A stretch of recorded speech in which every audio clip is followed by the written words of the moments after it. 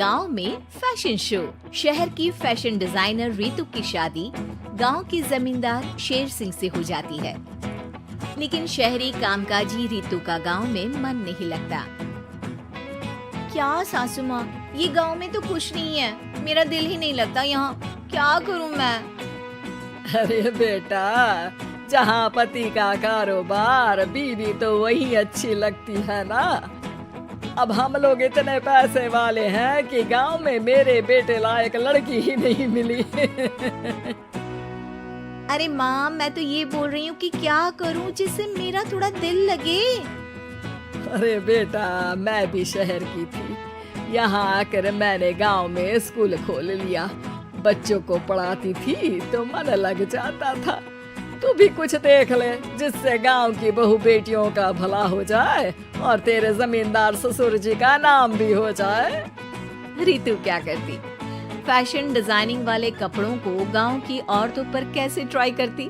लेकिन एक दिन, अरे क्या बात है डार्लिंग, बड़ी जल्दी उठ गई। और ये हाथ में फेविकॉल और कागज, कहाँ जा रही हो? मैंने सोच लिया है कि मैं अपना फैशन बुटीक खोलूंगी। गांव की औरतों को सजा धजा कर फैशन शो करूंगी और यहाँ की औरतों को भी शहर के फैशन से वाकिफ करवाऊंगी। फैशन और यहाँ की औरतें, अरे इन लोगों को तो बस चूल्हा चौका आता है। खाली समय में एक दूसरे के सर से जुएं निकालती हैं या फिर अचार पापड़ बनाती है। इन लोगों के बस की नहीं है फैशन को समझना। लेकिन रितु मानती नहीं। वो पूरे गांव में पोस्टर चिपका देती है कि किसी को भी नए डिजाइन के कपड़े पहनने का शौक है तो जल्दी जमींदार की बहू से मिले। लेकिन रितु की दुकान में 2 दिनों तक तो कोई आता ही नहीं। पर एक दिन, अरे कमला, क्या हुआ? क्या देख रही हो? ये पुतला देख रहा है दीदी। क्या दिख रहा है इसमें ऐसा? अब देखो तो दीदी, ये पुतला मेरे जैसा ही है ना, पतला दुबला लंबा, बस मैं काली और ये गोरा। तू ये बता, इस पुतले के कपड़े तुझे कैसे लग रहे हैं? अरे कपड़े तो बहुत ही सुंदर है दीदी, लेकिन तू ना बस कल इसी समय आ जाना और अपने जैसी 2-3 और को भी ले आना। अगले दिन कमला 2 लड़कियों को लेकर आ जाती है। रितु उन लोगों को अपने हाथ के सिले कपड़े पहनाती है और घर भेज देती है। उन लोगों को गांव की दूसरी औरतें भी देखती हैं। और फिर क्या, अगले दिन रितु जब दुकान खोलती है तो सामने बहुत सी औरतें उसके बनाए डिजाइनर कपड़े पहनने को तैयार खड़ी होती हैं। तुम लोगों को कपड़े के साथ ही हल्के मेकअप और स्किन केयर की भी क्लास देनी पड़ेगी। रितु गांव की औरतों को फैशन का ज्ञान देने में लग जाती है। एक दिन रितु का पति कहता है, अरे रितु, तुम्हारी फोटो पेपर में आई है। क्यों भाई, ऐसा क्या कर दिया मैंने? क्या लिखा है?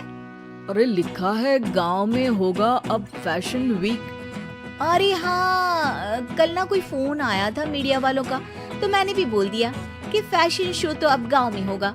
लग रहा है उसी की खबर बना दी है। तभी रितु को एक फोन आता है। हेलो, कौन बोल रहा है? जी मैं काम्या बात कर रही हूँ लुक मी फैशन वीक से। हम लोगों ने आपका काम देखा।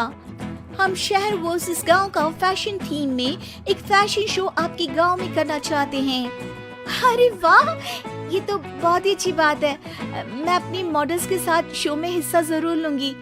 बस अब क्या था, वो दिन भी आ जाता है जब रितु की गांव की गोरी शहर की छोरी के साथ स्टेज शो में हिस्सा लेती है।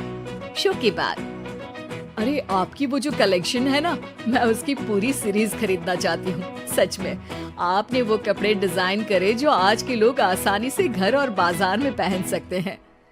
और बजट में भी है। हम भारतीयों के लिए तो ये डिजाइन बेस्ट है जी। वैसे आपने क्या सोचकर ये कपड़े बनाए और आप इसे कितना आगे और लेकर जाना चाहती हैं? औरतें और फैशन एक दूसरे के पर्यायवाची है। तो ये किसने कहा कि गांव की औरतों को डिजाइनर कपड़े पहनने का हक नहीं? मेरा मानना है कि शौक सभी औरतों में होता है। जरूरत है तो बस उसे जगाने की, उनके हिसाब और बजट के कपड़ों की जो मैंने बनाए और सबको पसंद भी आए।